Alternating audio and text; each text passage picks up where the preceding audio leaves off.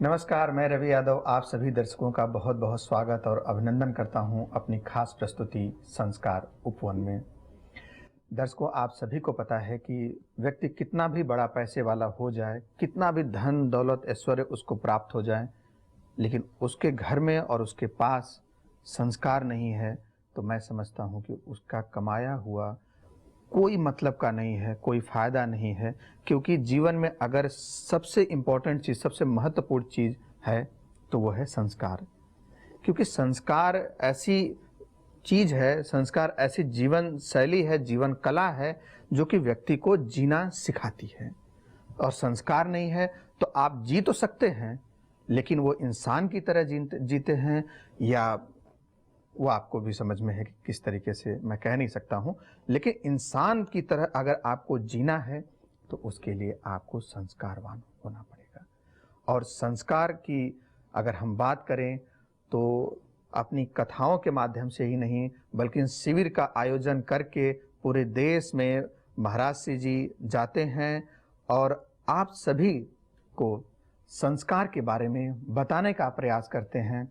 तो आज ऐसे ही आध्यात्मिक गुरु को हम आप सबके बीच में लाए हैं और सबसे पहले मैं स्वागत और अभिनंदन करना चाहूँगा परम श्रद्धेय आध्यात्मिक गुरु नवनीत प्रियदास जी महाराज का। महाराज श्री जी, आपका बहुत बहुत स्वागत और अभिनंदन है हमारे खास कार्यक्रम में, संस्कार उपवन कार्यक्रम में। हमने महाराज श्री जी आज हमने जिस विषय को लिया है वो है जीवनचर्या क्या है।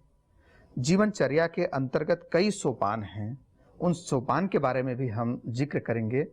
और लेकिन सबसे पहली मेरी जिज्ञासा है कि जीवनचर्या क्या है। और महाराज श्री जी और दर्शकों को भी मैं यही बताना चाहूँगा कि महाराज श्री जी आपको जीवनचर्या के बारे में बताएंगे। जीवनचर्या से संबंधित जो सोपान है उसके बारे में, उससे संबंधित जितने भी विषय बनते हैं उन जिज्ञासाओं को लेकर के हमारे बीच में बड़े ही हर्ष का विषय है कि श्री आनंद कुमार अग्रवाल जी वो महाराज श्री जी से जानेंगे कि इस सोपान के अंतर्गत कितनी जिज्ञासाएं हैं। तो आनंद अग्रवाल जी बताएंगे, पूछेंगे महाराज श्री जी से। तो आपका भी बहुत बहुत स्वागत और अभिनंदन है अग्रवाल साहब। तो महाराज श्री जी, मेरी पहली जिज्ञासा यही है कि जीवनचर्या विज्ञान क्या है। मैं दिशा परिवार का हृदय से अभिनंदन करता हूँ। रवि जी के सुंदर प्रश्न का भी स्वागत करता हूँ और अपनी बात को आगे कहता हूँ। देखिए, आपने प्रश्न किया कि जीवनचर्या विज्ञान क्या है। वास्तव में हम लोग सभी ऋषि मुनियों के देश, जो ऋषि मुनि वैज्ञानिक ही थे, उसी भारतवर्ष में रहते हैं। और इस भारतवर्ष में प्रत्येक हमारी क्रियाकलाप के पीछे कोई ना कोई कारण छिपा हुआ है। तो कारण तो बहुत हैं, लेकिन आज की पीढ़ी को वैज्ञानिक कारणों को बताना बहुत आवश्यक है। मैं आप लोगों को बताना चाहता हूँ कि जीवन दो प्रकार से जिया जाता है। कीचड़ में आप लोगों ने देखा होगा कि कमल भी खिलता है और कीचड़ में कीड़ा भी रहता है। तो कीचड़ में कमल का जीवन श्रेष्ठ जीवन कहलाता है और कीड़े का जीवन अत्यंत गर्त का जीवन बताया जाता है। मेरा निवेदन आप लोगों से यह है कि जीवनचर्या विज्ञान हम लोगों को कीचड़ में रह करके कमल की तरह का जीवन जीना सिखाता है और कीड़े का जीवन अज्ञानियों वाला जीवन रहता है। तो विशेष रूप से मैं आप लोगों को बता दूं कि आत्मा का अध्ययन ही ये जीवनचर्या विज्ञान है।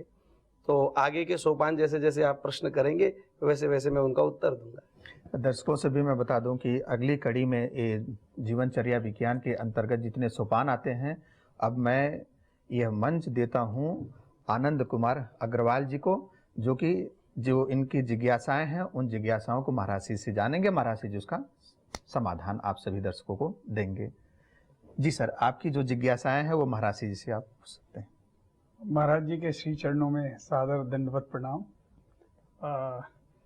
महाराज जी, दिनचर्या विज्ञान के अंतर्गत अभिवादन हम जब सभी लोगों से मिलते हैं, अपने से बड़े लोगों से भी मिलते हैं, अपने से समकक्ष लोगों को भी मिलते हैं, छोटों लोगों से भी मिलते हैं, तो इस अभिवादन का क्या लाभ है और इसके पीछे जो हमारी भारतीय परंपरा है अभिवादन की, उसके पीछे कोई विज्ञान है क्या?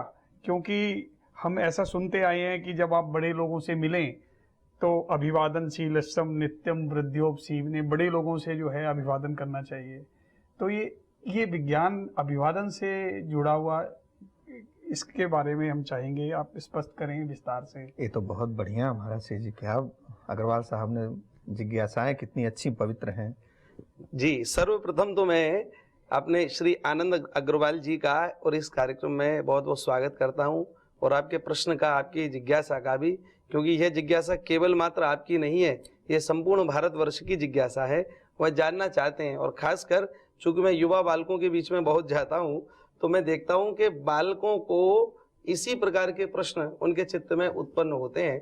तो इस कार्यक्रम के माध्यम से मैं संपूर्ण भारतवर्ष को ये बात बताना चाहता हूं कि अभिवादन के पीछे का आखिर में रहस्य क्या है और किस प्रकार से अभिवादन होता है। देखिए, हम भारतवासी हैं, और इस भारत में हम लोगों को बताया जाता है कि बड़े भाग मानुष तन पावा, सुर दुर्लभ सद ग्रंथन गावा। हमारे ग्रंथों में बताया गया है कि यह जो मनुष्य शरीर है ये बहुत ही दुर्लभ है, और देवता भी इसकी प्रशंसा करते हैं। पर ध्यान दीजिएगा, देवता तो प्रशंसा करते हैं कि जब हम मनुष्य होकर मनुष्यत्व के लक्षणों का पालन करें। तो मनुष्यत्व कैसे प्रकट होगा, उसमें सबसे पहले हम लोगों को जीवनचर्या विज्ञान को समझना होगा।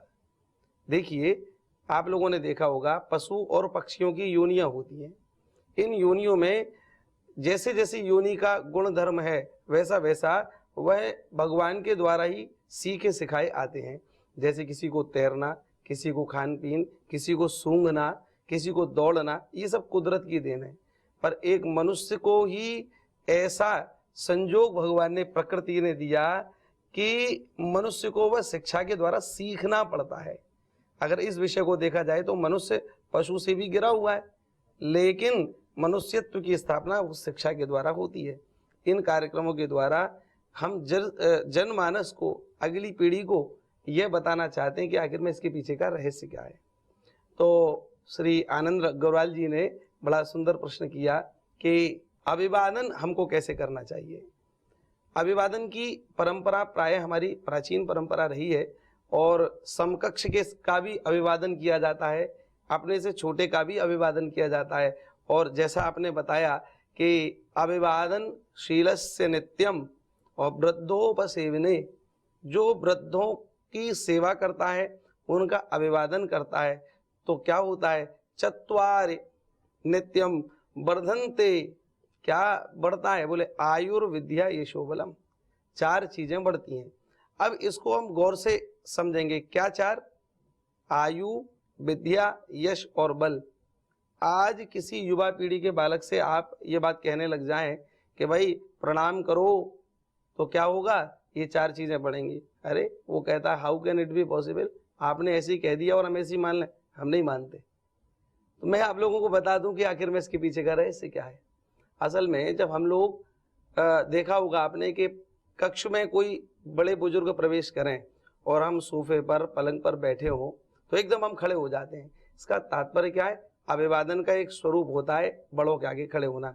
अब आप देखिए, अब तक तो बैठे थे तो थोड़ा आलस्य में थे, प्रमाद में थे, हल्की हल्की निद्रा भी आ रही थी, पर जैसे ही बड़ों का प्रवेश हुआ और हम अभिवादन की स्थिति में आए और एकदम खड़े हुए तो स्फूर्ति आ गई शरीर में।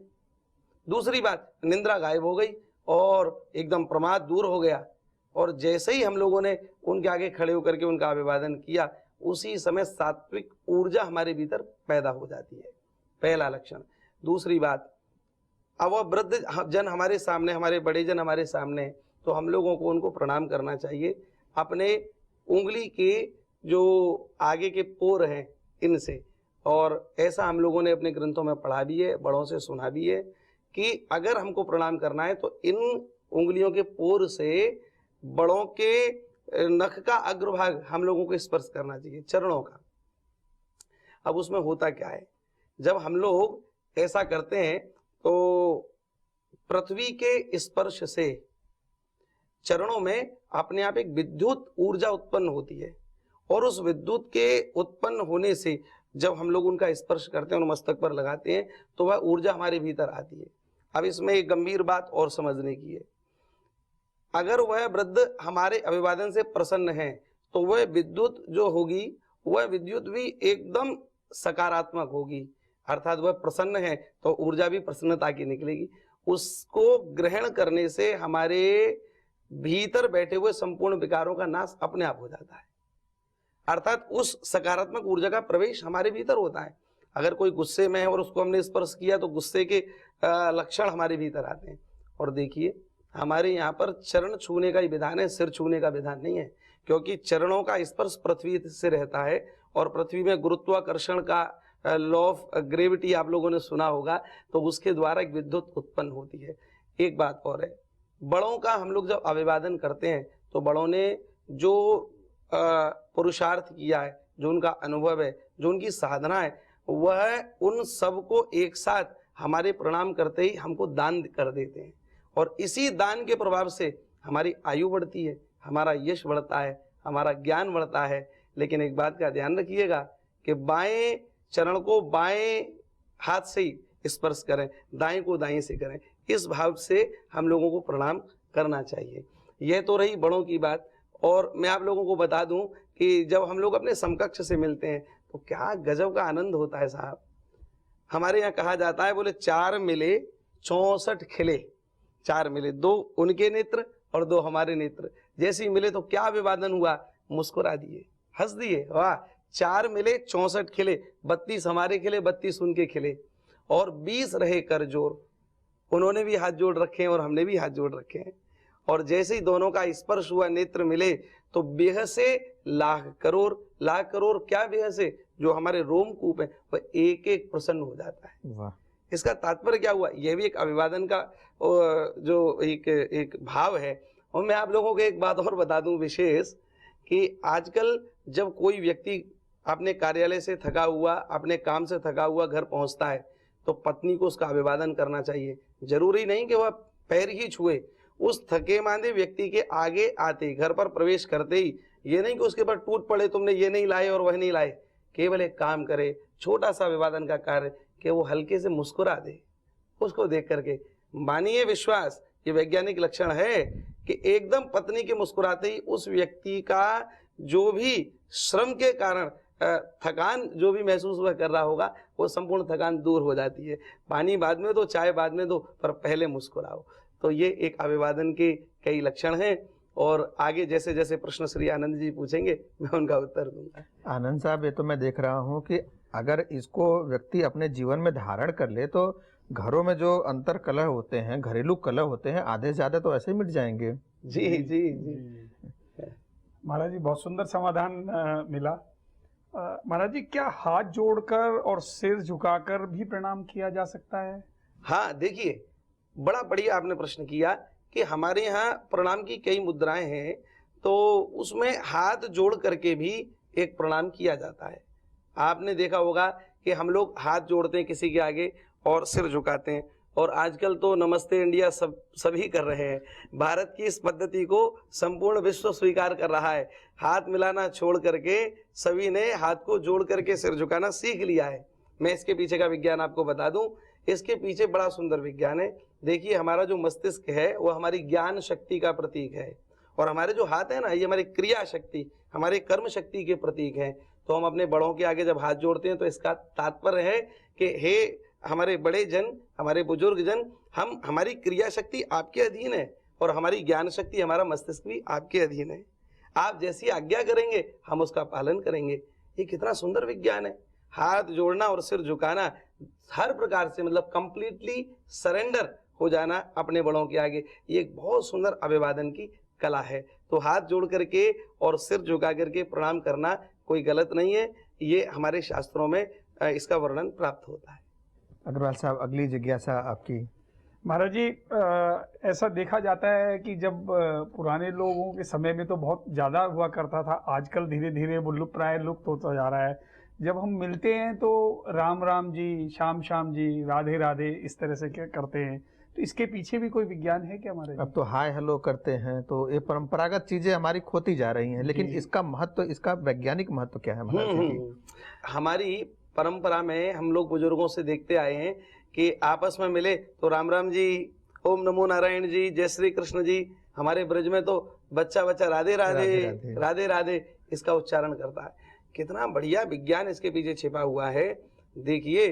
और गुड मॉर्निंग और हाय हेलो इन सबको छोड़ करके आप जयराम जी की और जय श्री कृष्ण या नमो नारायण का उच्चारण कीजिए। आप कहेंगे क्यों करें, तो सुनिएगा। देखिए, हमारी भारतीय संस्कृति बड़ी अद्भुत है। यहाँ के ऋषि मुनि जितने भी रहे, उनका शोध का विषय आत्मा का रहा, आत्मा रही। अन्य अन्य देशों के शोध का विषय शरीर तक सीमित रहा, और शरीर आप लोग जानते हैं कि वह नश्वर है, नष्ट प्राय हो जाता है। कितना भी कॉस्मेटिक के आप आइटम प्रयोग कर लें, ये तो नष्ट होना ही है, लेकिन आत्मा अजर और अमर रहती है। हमारे ऋषि मुनियों ने आत्मा को अपने शोध का आधार बनाया, तो त्रिकालज्ञ हो गए, भूत भविष्य और वर्तमान सबको जान लिया। इस स्थिति पर क्या नकारात्मक होगा, क्या सकारात्मक होगा, ये सब जानने लगे। और उन्हीं की दी हुई परंपरा हमको यह है कि हम लोग राम राम करते हैं। इसका तात्पर्य क्या है? भारतीय संस्कृति में हम लोगों को बताया कि मनुष्य जन्म भगवत प्राप्ति के लिए मिला है। तात्पर्य आत्मा का अध्ययन हम लोगों को करना है इसमें। तो आखिर में जीव मात्र को भगवत प्राप्ति हो और बार बार उसका स्मरण कराने के लिए हम लोग एक दूसरे से राम राम करते हैं। हमने राम राम कहा तो सामने स्मरण में आ गया कि वास्तविक सत्य राम है। और देखिए, दूसरी बात यह भी है कि ओम नमो नारायण, सन्यासी परंपरा में ऐसा, ओम नमो नारायण, महाराज जी प्रणाम। तो महाराज जी ने कहा जय नारायण। इसका तात्पर्य क्या हुआ? बोले वह सन्यासी के रूप में भी नारायण को देख रहा है, और वो सन्यासी महोदय भी सामने वाले को नारायण के रूप में ही देख रहे हैं। ये भी इसका रहस्य है। आज के समय में बालकों को क्षमा करें, हम लोग सिखाते हैं, बालपन सिखाया गया, बोले क्रीड़ा काम सत्य है। बालक कोई अगर आध्यात्मिक बने तो माता पिता कहते हैं अरे भैया इतना भजन पाठ पूजा मत किया कर, अरे थोड़ा पढ़ाई में ध्यान दे, ऐसा कर।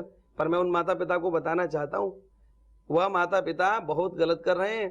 क्यों? भगवान से विमुख होकर के अगर कोई पढ़ाई कराई जाती है तो वह पढ़ाई पतन का कारण बनती है। इसलिए भगवान से तात्पर्य spirituality is essence of human life. अध्यात्म से जुड़ करके पढ़ाई की जाएगी तो पढ़ाई के बाद जो टैलेंट आएगा उसका भी बालक सदुपयोग करेगा, उस टैलेंट के द्वारा जो रुपया पैसा आएगा उसका भी वह सदुपयोग करेगा, और जो भी उसका अनुभव एकत्रित होगा उन अनुभवों के द्वारा वह अहंकारी नहीं होगा, विनम्र होगा। और देखिए, विद्या का सार ही है, विद्या ददात विनयम, विद्या से विनय ही प्राप्त होता है। इसलिए हम लोगों को क्या करना है कि विद्या को ग्रहण करना है। पर आज के माता पिता क्या कहते हैं? बोले भाई इतना पढ़ ले कि तू खा कमा सके। इसका तात्पर्य क्या हुआ? बालपन सिखाया गया क्रीड़ा काम सत्य है। बालक को सिखाते हैं, बोले बेटा खेलो कूदो मौज करो, ये जिंदगी है। बालपन सिखाया गया क्रीड़ा काम सत्य है, और जब जवान हुए तो यौवन सिखाया गया, बोले धरा धाम सत्य है। अरे भाई कुछ जोड़ लो, कुछ इकट्ठा कर लो, कुछ जमीन भूमि जोड़ लो तो अच्छा रहेगा। और जब पिंजड़े का पंछी इस पिंजड़े को छोड़ चला तब अंत में सिखाया गया, बोले राम नाम सत्य है। इसका तात्पर्य क्या हुआ कि जो चीज पहले सिखानी चाहिए बचपन में वो अंत में सिखाई जाती है। पहले तो बच्चे को कह दिया जाता है बेटा तू रावण की तरह रहे, और बाद में फिर मरते समय कहा जाता है बोले तू राम नाम जप। तो ये ठीक नहीं। हमारे यहाँ राम राम करना, जय श्री कृष्ण करना, उसी परंपरा का निर्वाह है जिसमें एक दूसरे को भगवत प्राप्ति की स्मृति भी कराई जाती है और एक दूसरे में भगवान का दर्शन भी किया जाता है। ये इसका भाव है। महाराज जी, आपने अध्यात्म को और अभिवादन को का संगम इतने सरल शब्दों में किया, इससे तो यही पता लगा कि अध्यात्म की पहला चरण जो अभिवादन से शुरू होता है। तो अगर ये इस संस्कार को सब लोग हम लोग अपना लेंगे तो आगे इस मार्ग पे चलने में बहुत सरलता होगी।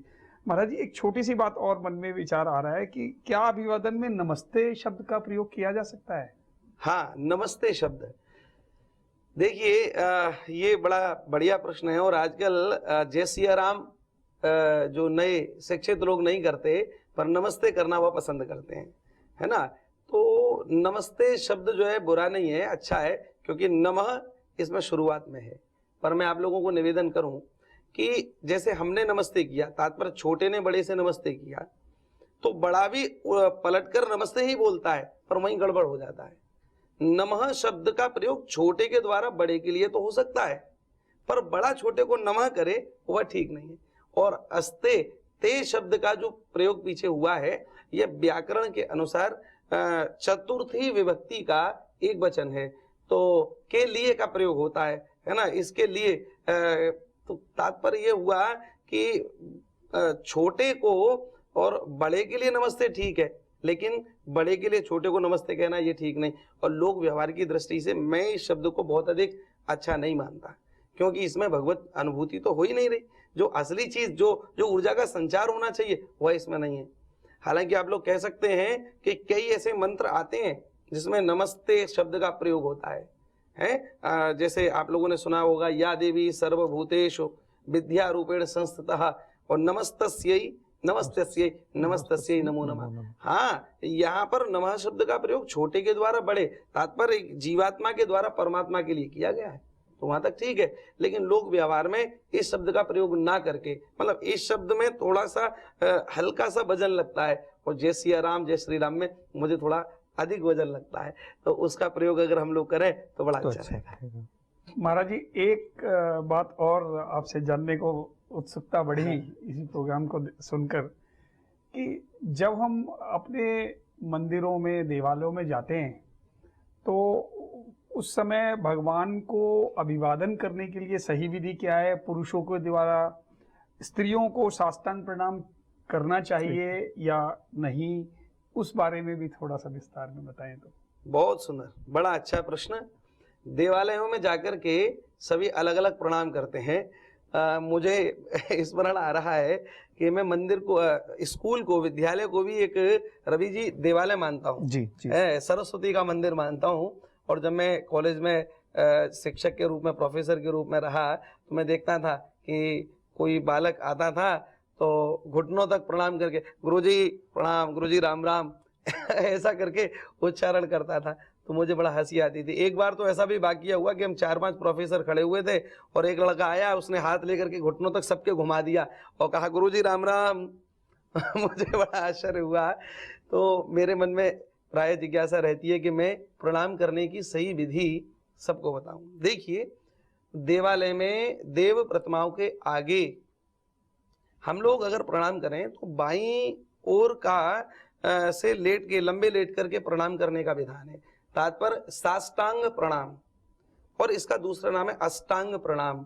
अर्थात एक श्लोक आता है, शायद आप लोगों ने सुना होगा, उर्सा सिरसा दृष्टया मनसा बचसा तथा जानुभ्याम पदभ्याम कराभ्याम अष्टांग प्रणाम उच्यते। ये हमारे यहाँ अष्टांग प्रणाम करने का विधान है, और खासकर ध्यान दीजिएगा पुरुष के लिए है।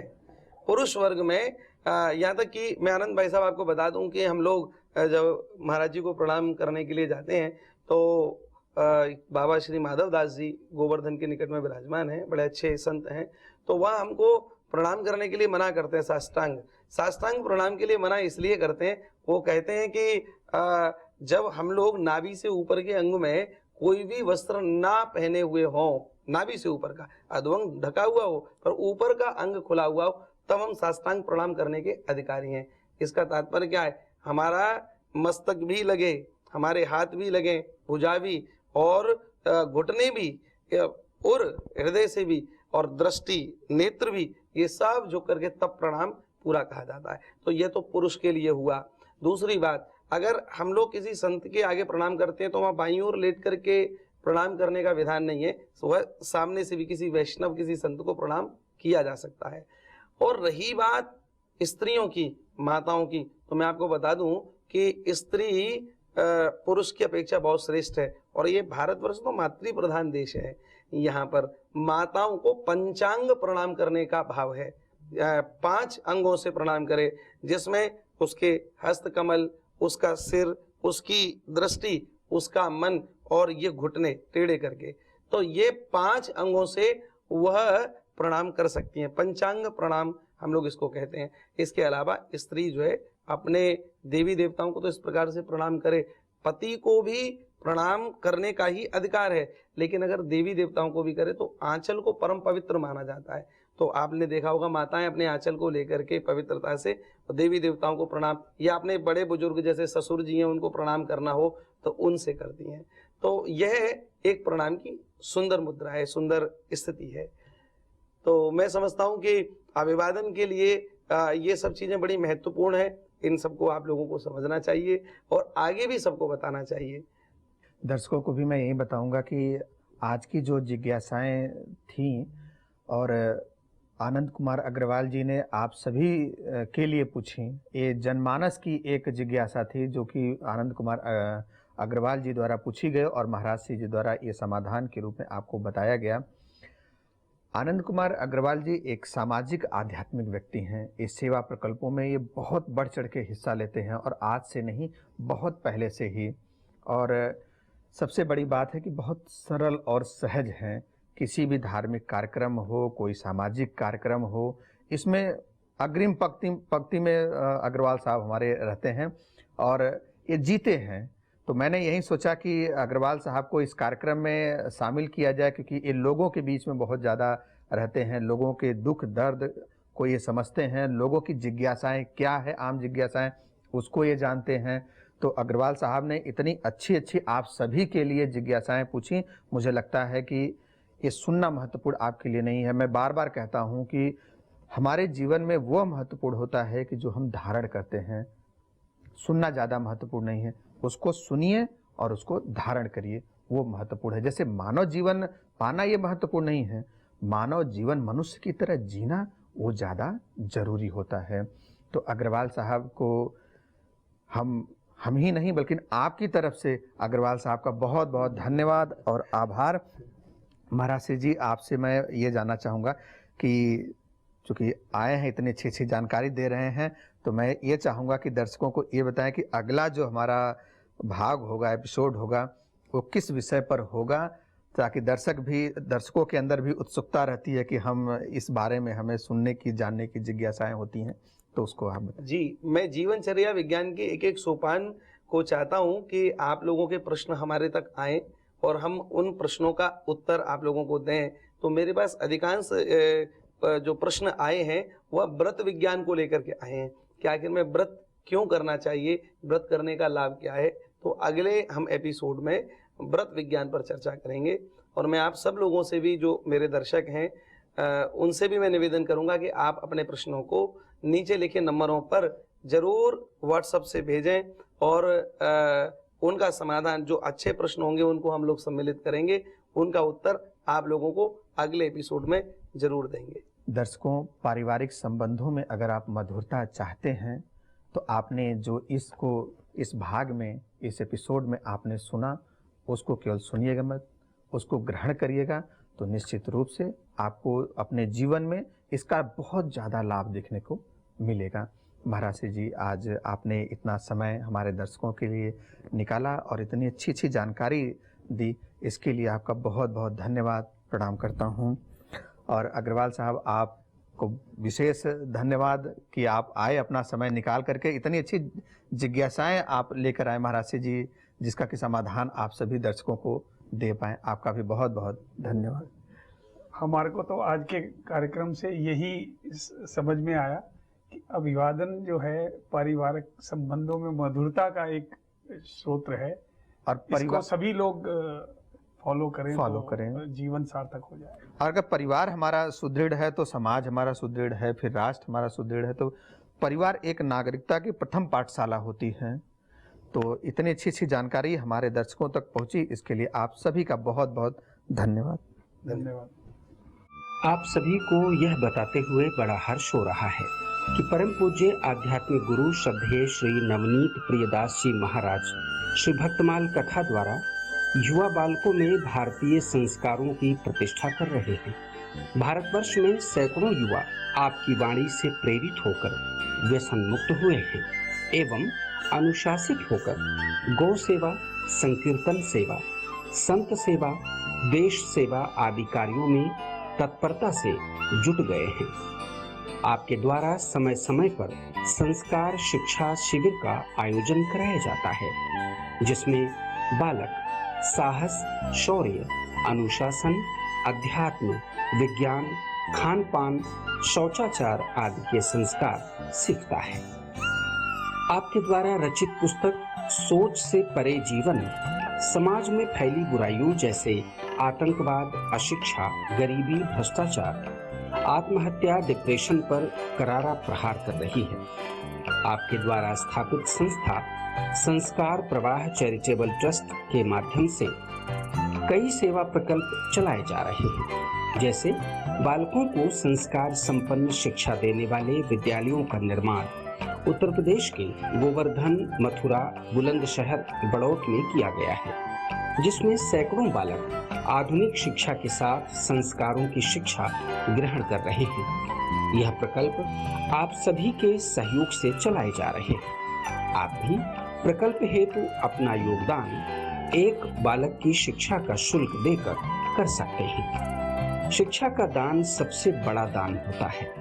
अगर आप अपने नगर में संस्था द्वारा ऐसे विद्यालय की स्थापना कराना चाहते हैं तो संपर्क करें। संपर्क सूत्र 8766336648, 9871966244, 9911311223।